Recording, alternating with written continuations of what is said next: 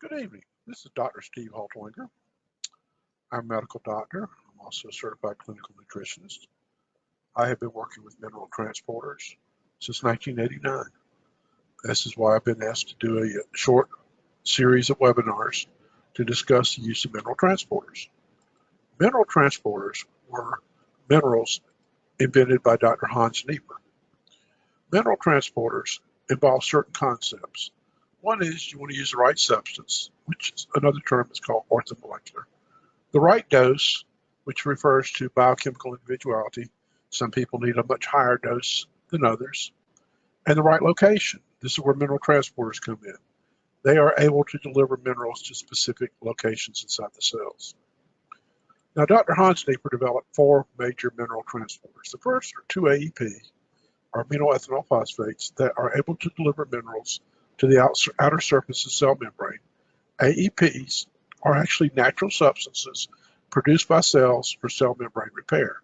But unfortunately, as we age or get inflammation or oxidative stress or disease conditions, many times the cells cannot make enough of these compounds to repair themselves, which is why Dr. Nieper developed AEP as a mineral transporter, which will deliver minerals to the exterior surface of the cell membrane. The next group are called the aspartates, which is a mineral bound to aspartic acid, which delivers minerals to the inner surface of the cell membrane. Arginates are minerals bound to the amino acid arginine that can deliver minerals into the cytoplasm. And the last, most famous mineral transporters are orotates, which penetrate the cell membrane and deliver minerals to the organelles. Now, mineral transport involves a number of concepts. First, you have to have absorption. If it doesn't get into the body, it doesn't work. It's got to be distributed to the right location. If you cannot get a mineral to where it's needed, it doesn't work. Then you have to make sure the cells can take up the mineral, and then once they're in the minerals inside of cells, then the cells can utilize the mineral. So in order for minerals to work, they first must be absorbed by the GI tract. They must be delivered to the right to tissues that need the minerals. For example, if you have a patient who has heart disease, many times these people are deficient in magnesium in the heart. But how do you get magnesium directed to the heart? This is why Dr. Nieper developed mineral transporters that would allow minerals to be directed to certain locations. The way he did this was he was to use natural substances that the body already requires and uses. And through that, he bound them to minerals and manufactured them in such a way that they're stabilized all the way through the digestive system into the bloodstream. And then they enter the bloodstream intact with the minerals still bound to the transporter.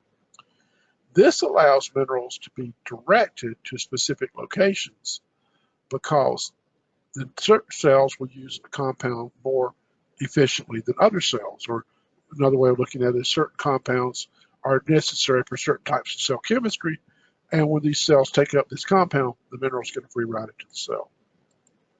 So mineral delivery involves being able to deliver minerals to specific tissues and specific cellular locations. And to do this, the mineral has to be bound to a carrier. I call it putting a FedEx package together. So what happens is the mineral would be, say, the envelope, and the FedEx package would be the carrier, which has an address on it, so you can deliver it to specific locations. So these carrier compounds are known as mineral transporters. Now, mineral transporters can help solve some of the problems that occur with aging. A healthy intestinal tract is needed for the absorption of all nutrients. And generally, the cells lining the intestinal tract must be replaced every 3 to 5 days. However, because of disease, poor nutrition, inflammation, gastrointestinal conditions, which a lot of people have, these intestinal tract may not be healthy, and it may not be able to replace the cells that are lost as fast as they're lost. When this occurs, the intestinal tract loses the ability to absorb minerals and other nutrients efficiently. So if we look at a micrograph of an intestinal tract, we see it has a very large surface area.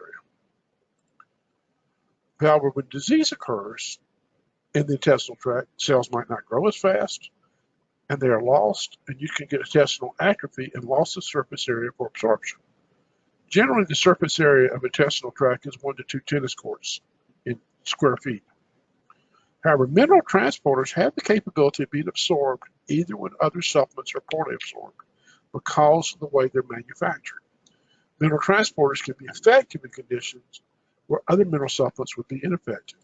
An example would be if there's some inflammation in the intestinal tract and you lose portions of the epithelium, so it's not as large a surface area. So this individual would be absorbing at 50% less efficiently than another individual that had a healthy intestinal tract. Now, Dr. Nieper used mineral transporters for a number of reasons. One is he wanted to make sure that he could get minerals into the body. They are better absorbed. Secondly, he wanted to deliver minerals in physiological doses so he would not overwhelm the tissues. And third, he wanted to allow mineral to be directed to specific tissues where other mineral supplements are not able to direct minerals because they break apart through the digestive system. So mineral transporters are able to solve the problems of absorption, tissue delivery, as well as transporting to the cells, when other mineral supplements may only address the issue of absorption. Now, in order to pass through cells, if you're just putting in loose ionized minerals, you have to go through certain, they call ion channels. They're also called cell membrane pumps. And of course, any pump will require an energy source, and that means the mitochondria of the cell has to be producing energy. So this can compromise. You can be compromised several ways. What if there's damage to the cell membrane and the cell membrane pumps? Or what if there's damage to the mitochondria so you're not making energy efficiently? Any of these will interfere with the ability to absorb nutrients, particularly minerals.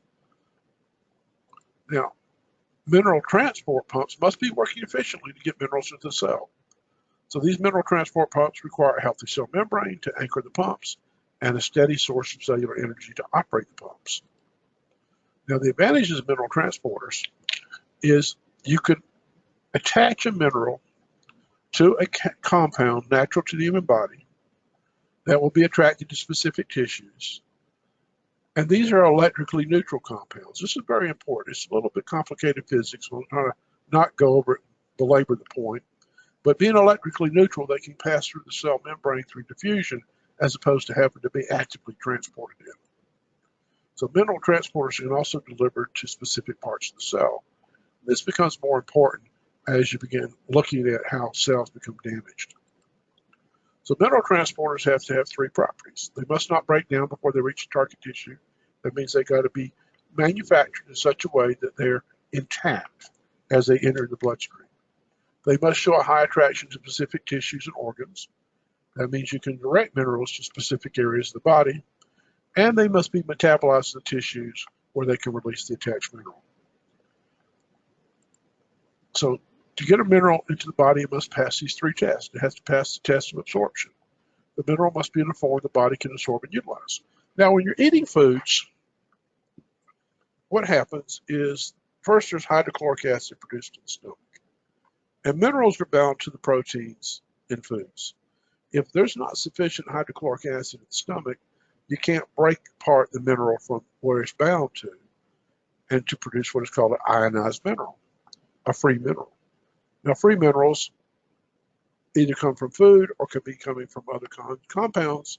Well, then they're in the bloodstream, but they're like a letter that has no address on it. Can't really direct it anywhere. So what a lot of companies do is they work on what's called bioavailability, which means they work on passing the test of absorption, but they fail when you're looking at the ability to distribute the mineral to a specific area or to be able to get the mineral into cells that are compromised. This is why Dr. Nieper became world famous. He developed a series of mineral transporters that are able to work in ill people. Healthy people usually can absorb minerals pretty efficiently. But as we age, we get different conditions, especially inflammatory conditions or conditions associated with free radicals, or what we call oxidative stress. The transport mechanisms of the cells get compromised. And when they're compromised, they're not efficient in taking up nutrients, particularly minerals. Now, Dr. Nieper recognized you wanted to use nutrients in physiological doses. That means you want to use small amounts, but effectively delivered. A sniper bullet is more effective at 100 yards than a shotgun. So even though you may have a small amount of metal, A better example might be, let's see, you've got 100 guys with submachine guns trying to hit a target at 1,000 yards. And they're putting a lot of bullets downrange. But a sniper bullet, one bullet can be effective downrange at 1,000 yards, where these submachine guns, they're not going to hit anything, even though you put a lot more metal in the air. So the issue is you want to use the right amount of compound. This is what's called physiological doses, because high doses of compounds can block chemical processes. They create imbalances. They can interfere with the action of other nutrients. For example, excessive amounts of zinc can actually interfere with the absorption of copper. It can actually cause copper deficiency. Now, mineral transporters, a lot of people have issues. Why? Are they more expensive? I can save money. Yes, you can save money. If you're up for a murder trial, let's say you were charged by the police with murder. Do you want to go find some guy that had just graduated law school, has never won a case? Let's say you got plenty of money. Or you want to find an expert in law that's done many cases and has a very effective track record. You want the most efficient person you can, most effective. Well, that's where mineral transporters are. They're much more effective. They can deliver 5 to 10 times more minerals. So even though you might start with a larger amount of mineral in another supplement program compound, you're not going to be as effective in delivery, which is what the whole case is about. This is where the rubber meets the road. If you can't get it into the cells, you can't get it to tissues that need it, you really didn't accomplish the job. And that's why you want to do mineral transporters, to accomplish that job. So mineral transporters are able to effectively deliver minerals, and therefore reducing the potential of creating tissue damage and antagonism by using what's called physiological amounts. Now, there were Dr. Nieper invented mineral transporters. At one time, there were actually hundreds of companies manufacturing minerals around the world. The problem if these mineral transporters are not manufactured according to certain specifications, one of which being they have to be acid resistant to get through the intestinal tract. If they're not designed to be acid resistant and other aspects of manufacturing aren't followed, they're not effective. And he licensed one company in the world to use his patents, secrets, and formulas to manufacture mineral transporters. This would be the company we're talking about today. Now, comparing cell delivery. With most mineral supplements, especially mineral salts, you start with a higher level of elemental minerals than with the mineral content of mineral transporters. But by the time you reach the cellular level, where minerals must be in order to be biologically active, you get very little delivered into the cells.